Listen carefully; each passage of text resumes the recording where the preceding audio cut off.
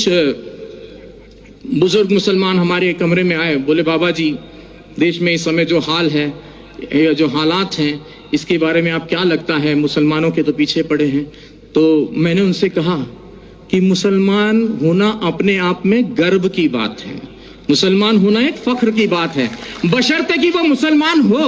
और मुसलमान से मतलब है मेरा मुकम्मल ईमान वाला, और मुकम्मल ईमान वाला कोई भी हो सकता है, फिर वो चाहे मुस्लिम हो, चाहे सिख हो, चाहे ईसाई हो, या मेरी तरह सनातन धर्म वाला एक मामूली सा अदना सा इंसान हो।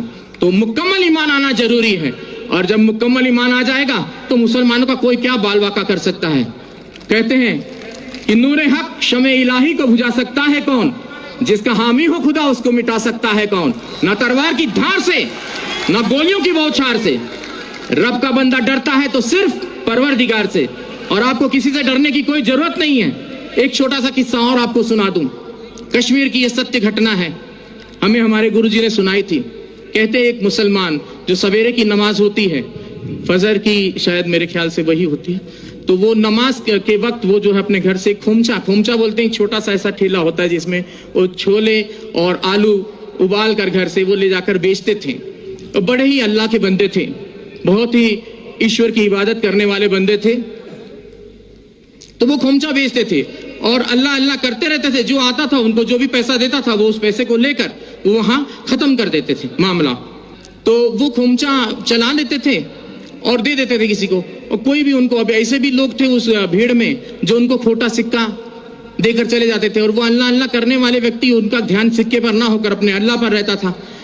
ऐसे काफी दिन गुजर गए।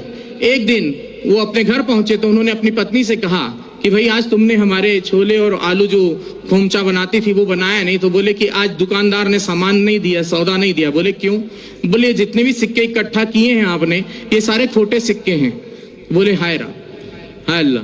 वो वहीं चुपचाप बैठ गए उस ईश्वर की इबादत में कि बोले हे या अल्लाह ये खोटा सिक्का तेरी दुनिया में तो नहीं चला, क्या मेरे जैसा खोटा सिक्का तुझे कबूल होगा?